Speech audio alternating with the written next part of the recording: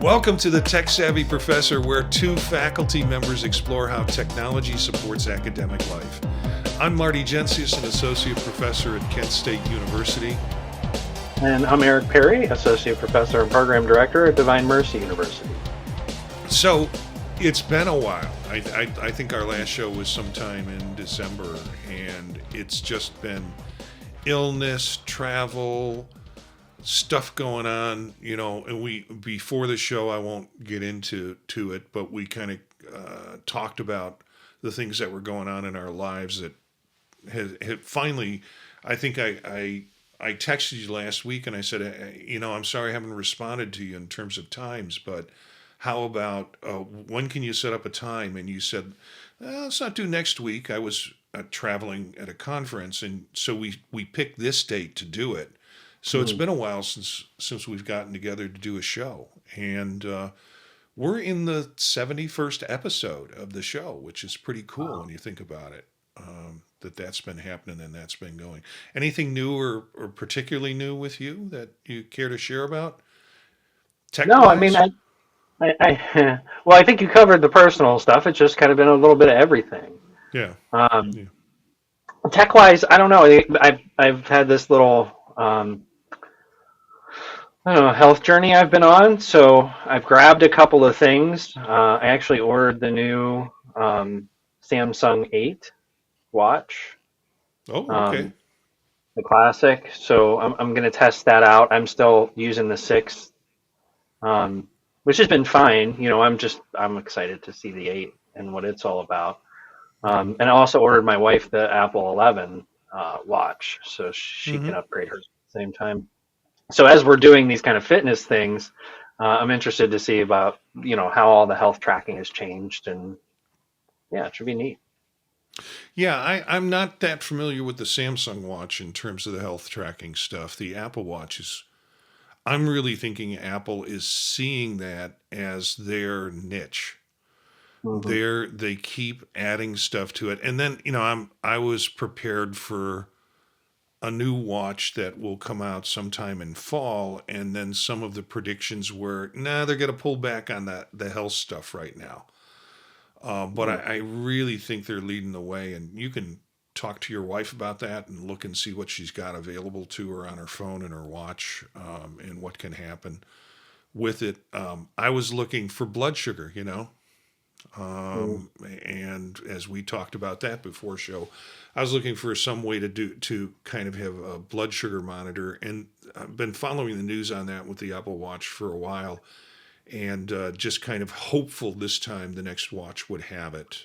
But the last report I saw was that Apple's kind of pulling back on the health with the watch for this round. We'll see. You can't make predictions on rumors, but well, and I think they've dedicated a lot to that space, right? There's Apple Health, I think that's like a subscription based with more analytics, I think, than you can get out of the Samsung devices. Functionality is pretty close. You can still do BP, heart rate, temperature, those types of things. You do EKG. Yeah. And, they each have their own, there's like a health metric, like an overall health metric, and I can't remember what each tags it as, but they each kind of have their own. I think Samsung's trying to get there, but they're definitely behind in this area. Yeah. I think Apple's health stuff is all free. I don't think there's a subscription to it. There is an app for it. That's a dedicated app. And you can use all sorts of monitors can go through it. So, my blood pressure gets put right on Apple Health. My blood sugar now with this new blood sugar button that I wear can also connect directly through. So all that data can go in. So it's not just using the Apple Watch as a device. It opens it up for others. So it's really pretty cool. Really pretty cool. I don't know if there's anything new. Most of the stuff that I got in terms of tech was stuff that came out before our last show. New headset, new Samsung Galaxy XR headset, and playing around with that. I did a conference last week where it was ASGW, Association for Specialists in Group Work, and they asked me to do a 3-hour pre-conference on AR/VR headsets and how it applies to group work. So it was well attended, but I had to manage 5 different headsets in the audience trying to get them to do a try-on with it. And I felt like I can't even come up with I was going to say, like, and you might get this. I'm not sure many of our listeners will get this. I felt like I was spinning plates, Mm-hmm. running from one end of the room to make sure all the plates were spinning at the same time. Look it up, youngsters. You'll know what I'm talking about. So yeah, there's no new technology on this end, and I think that's been beneficial for my pocketbook. And I'm kind of thinking there's going to be a bunch of product releases coming out this year that I'm going to have my eyes on anyways. So we'll see. Yeah, that's good. That's going to be a whole show, I think. Yeah.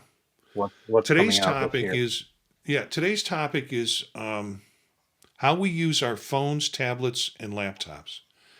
And I was pre-somnolescent, trying to fall asleep, trying to think of a show topic that we could talk about today, and fell asleep thinking about it, and then woke up this morning, and I was in that twilight stage of waking up, and then this fell into my head. How do you and I, and maybe our listeners, use our phones, a tablet if we have a tablet, and our laptops sort of in our work or academic structure? So that's where that came from. Let's take a look at some possibilities. I have some articles and resources that will be in the show notes about the audio and video version of this show. Show notes, and listeners can take a look at this. When I first put the search in for sites, I put in how do you use your tablet, your iPhone, and your laptop. And all the articles came up talking about Apple products. And then I realized I used the word iPhone as a search. So the first couple of ones are related to kind of the Apple ecosystem. And this comes from the education community forum that Apple has. Using your Mac and iPad together, tips and tricks on how to do that in terms of setting this up. And I think what they're talking about here is sidecars, so you can use it as a second screen. And how to set that up and then working with them. The next one is a video that's a YouTube video. It's about 9 minutes long. And it's kind of, it's nice. It speaks to how this person is using both their iPad as a productivity machine. So if you do have one of those devices, this is how you can make all of these connections and do that from a productivity piece. You'll find out how I don't use it when we talk about that later. So then I went for a little bit more kinds of generic stuff. This is how to integrate tablets into existing workflows if you have a tablet. This is a Lenovo article from Lenovo, but it gives you some ideas on how tablets can be of value. Another article from IH Agenda, 4 ways tablets can improve your workflow. If you want to look at those in terms of how it can fit into that. And then from commandapp.com, 7 ways to use your smartphones and tablets at work. So it gives some ideas for folks who are going to do that. So those are available in the show notes, the links, and it might be some good reading for folks who either listen to the podcast or look at the video cast on YouTube. Some tips around that. You can use your smartphone for a bunch of things. Email triage. That's typically what it is for me. I'm sitting and my iPhone is there. I open up the Outlook and I look, what kind of stuff do I have to filter through? What kind of stuff is just junk that I can get rid of? So when I sit down in front of a full computer or a laptop, I can attack that stuff pretty quickly. So we have some of this again in the show notes, so I'm not going to read through all of it.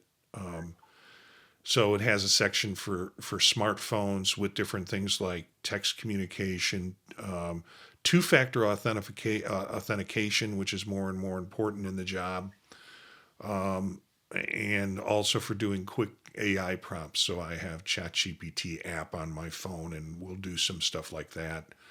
Mm. Tablet, uh, you can do reading and reflective. It's a reading and reflective workspace. Particularly, they're good. They're sized about right for PDFs.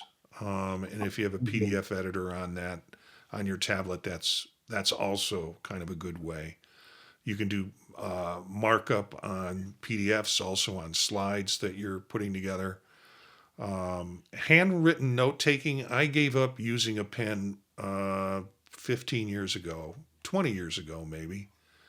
It's all keyboard, and my typing has gotten progressively worse. My handwriting is illegible.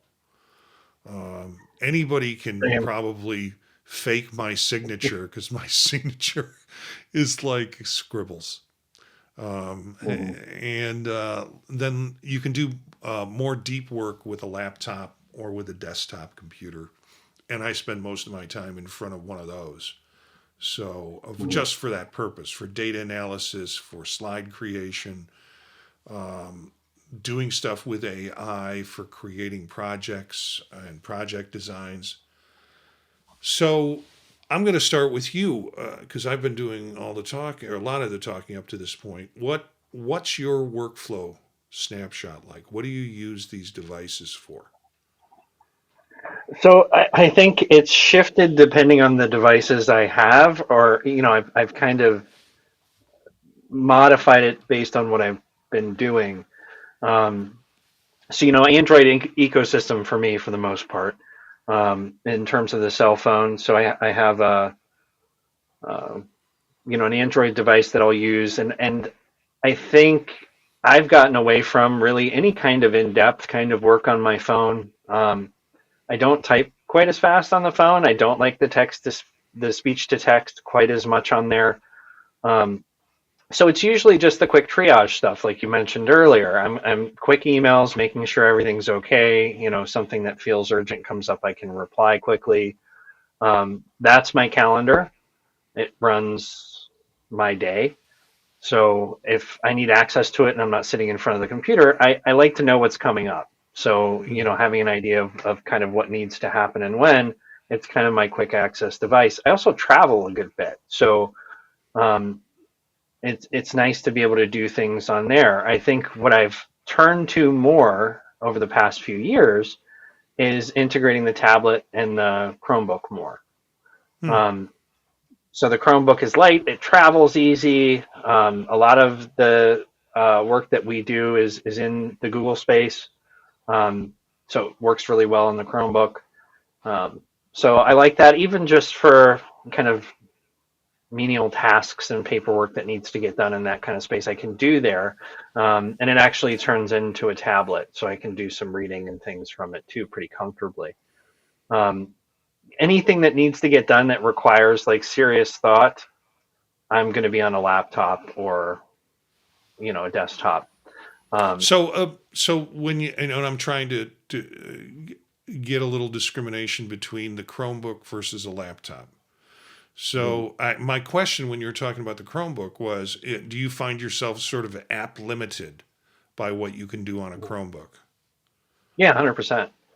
Yeah. Okay. There's definite limitations to it, but it's also a really nice way to take notes and go from room to room, Yeah. without kind of lugging the heavier laptop around. Because I have the giant i17 Alienware, so it's a big screen. It's a Oh, rather heavy laptop to that was carry it. That around. was that was my next question. What are you using for a laptop? So yeah.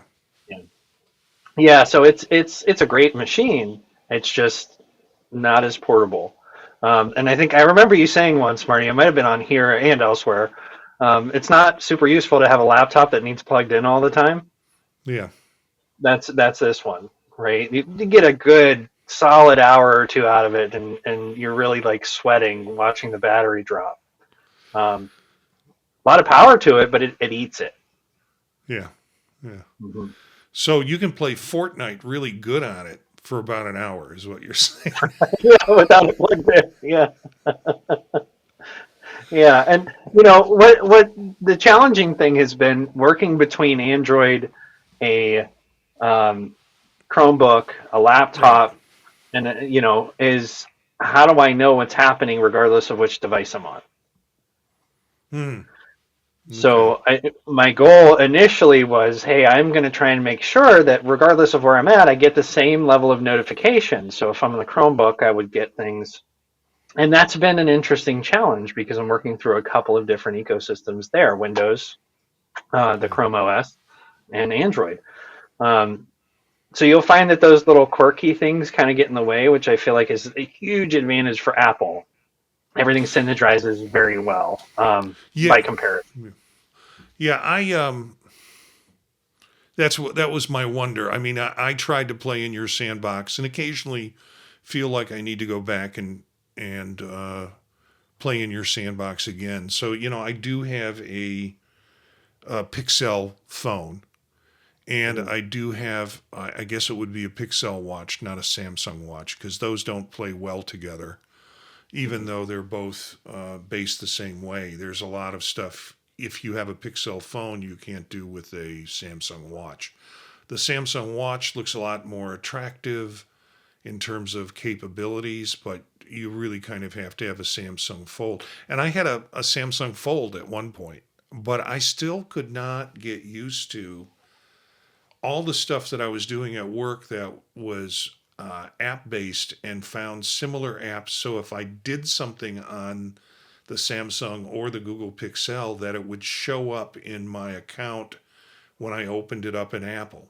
I mean, even simple things like calendar crossover, unless I'm using, like a Google Calendar to do my work, and I unfortunately am stuck in a work situation where everything is Microsoft and everything is in that ecosystem, so that has to line up.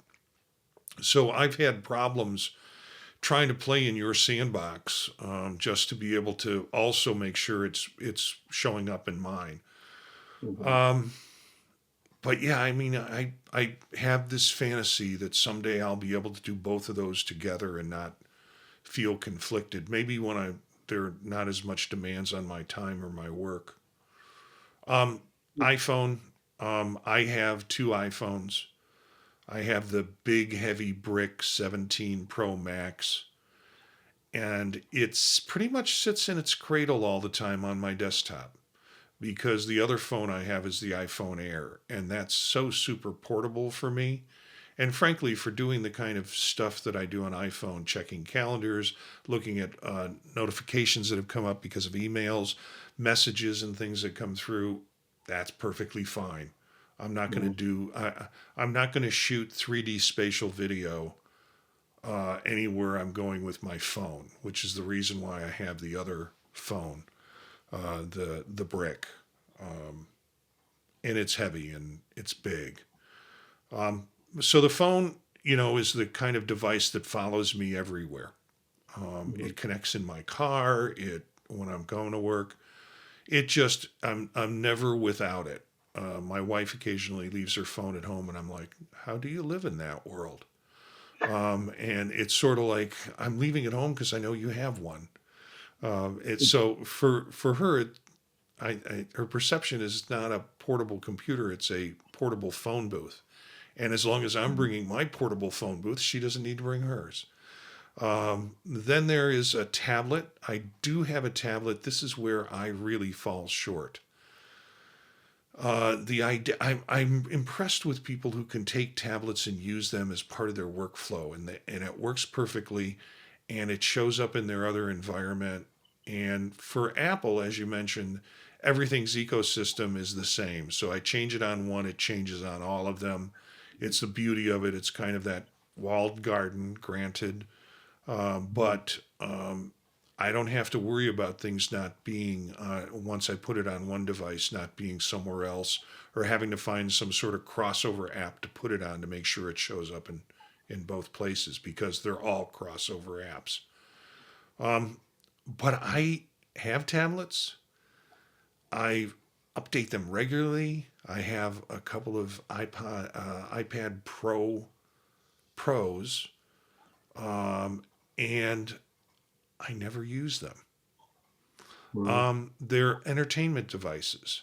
I'm on a plane and I need to have something that I don't want to take my laptop out for that I can do in the short end. I can still get my email. I can see what messages are coming up. Yeah, it's like a big phone, or I can just do it on the phone. But they're essentially they've turned into entertainment devices for me because that I want to be able to have the deep work engine that you get from a laptop, like your Alienware, that you don't necessarily get from like your Chromebook. And I don't want to be put in a position at work or on the road where I don't have the ability to do that because I've got my iPad with me.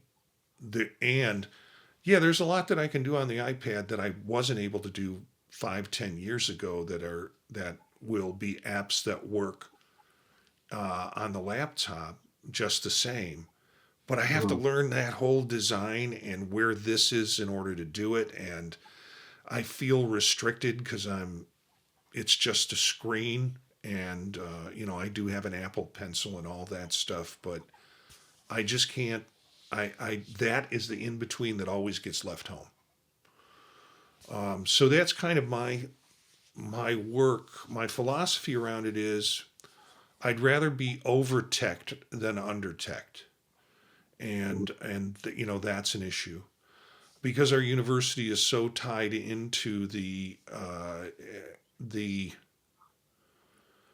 Windows ecosystem. All of the classrooms have Windows computers as their base computers, which means plugging into the workstations.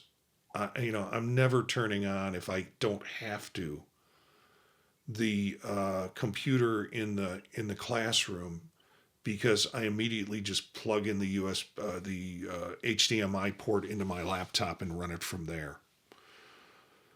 And I'm teaching a course this semester that has a touch screen. Mhm. God, what a waste of money. But it's also I've never really used one, and it's really funky to try and Mhm. get your laptop connected. I mean, and I've had no instruction on it, so there's probably a way to do it. But I don't want to touch the screen. I have a clicker I can do all that with through Mhm. Bluetooth that I use in other classrooms when I'm not stuck in this classroom with someone's idea of a wonderful technology that all classrooms had to have at one point and now pretty much obsolete. So, It does feel very gimmicky. oh The touch screen, I think, like if you're an artist or, you're doing something, and I don't know, I don't feel like people utilize it in a way that's really helpful. I mean, I guess there might be people who do, but not me.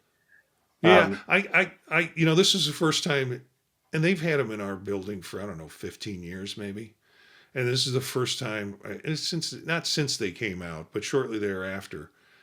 And I went to our person who was in charge of instructional technology, and she and I have a fine relationship. She said, "Oh, have you seen the touchscreens?" And I'm like, "Yeah. Is there any evidence that you have that they improve learning? Because shouldn't we be putting technology in the classroom that helps improve learning?" She's like, "But you can do this on it, and you can do that." I said, "Is there any evidence that that helps?"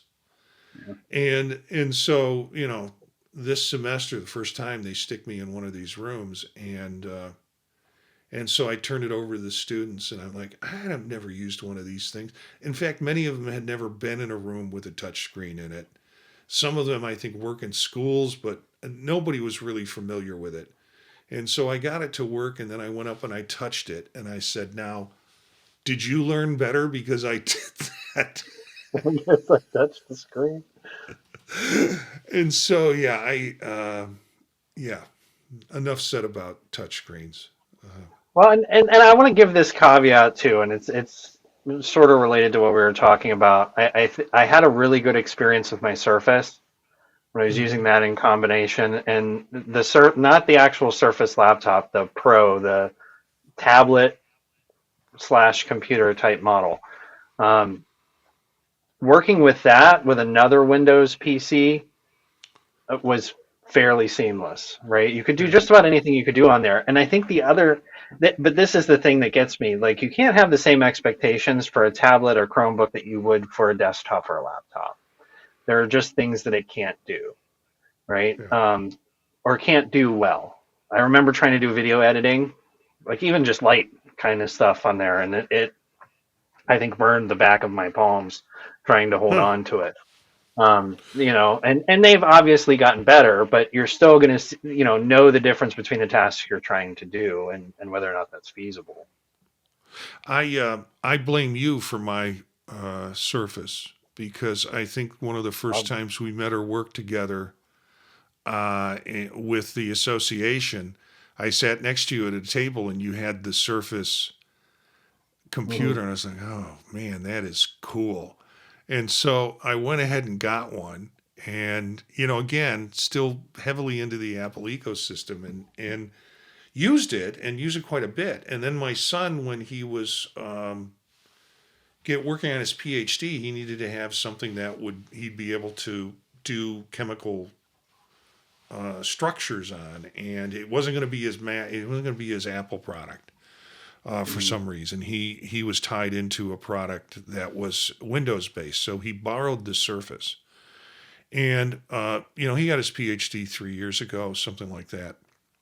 So I had it on the shelf. I also bought a Surface Go. I don't know if you remember those I do, yeah. little tinier kinds of surfaces, and because I just wanted something gimmicky, something computer gimmicky. Um, Hmm. so I took both of them off the shelf and figured I got to try and upgrade these things or at least get them working. And I turned it on, and my son's chemical structures were on, from his PhD, were still on the main screen where he Hmm. had worked on them. And I'm like, I haven't opened this thing up in 3 years. Uh, so, but I blame you for my fascination with Surface. Um, Yeah. and I think that's where that was an answer to kind of the iPad and tablet kind of thing, but having an actual computer operating system in it. So, Yeah, well, and they've moved away from kind of traditional processors and into the Snapdragon processors. yeah. So they're experiencing right now, I think, some issues with app compatibility and things. So it definitely is not trying to emulate a computer as much as it was, and it's leaning more into the tablet space. Um, Yeah. the way So they're are the going. Snapdragon Intel? Hmm. Okay, so they'll still burn the back of your hand. They'll still get hot. Yeah. Okay. Yeah. Well, I don't know if there's any final comments on this. We should do this more often, Right. and just kind of because I think the pre-show for me was as health inducing as the actually doing the show. It's good to connect with you again, and good Oh to yeah. know that things are all going well for you and going better for me too. So that's kind of fun. Some practical takeaways: not all devices should do everything, but be aware of what you're kind of using them, and what you're assigning tasks for on each of them. And, protect some deep work environments. You're going to need those laptops in some ways. Hmm. Um, so, yeah, there's that, I think, pretty much wraps the show. You can email us at thepodtalknetwork@gmail.com. Our website is thepodtalk.net. Take a look at that website for other shows that we're involved with. And One of them that I just started was 15-minute Bites. It's a 15-minute show or thereabouts, and it's tech folk talking about what they do, but then going to the foodie part of them, because I found out so many tech folks have kind of a foodie itch to scratch every once in a while, or a story around food that's interesting, and a recipe to share too. You can find us on Spotify, Apple Podcasts, TuneIn, and all major podcast platforms. Our bumper music is by Philip Gross, Rast, from the Free Music Archive. Everything you need to know is at thepodtalk.net. Check out our other shows that we have there. Try them out. We've got some fun ones there for you to look at. That's it for this episode, and thanks for joining us on the Tech Savvy Professor.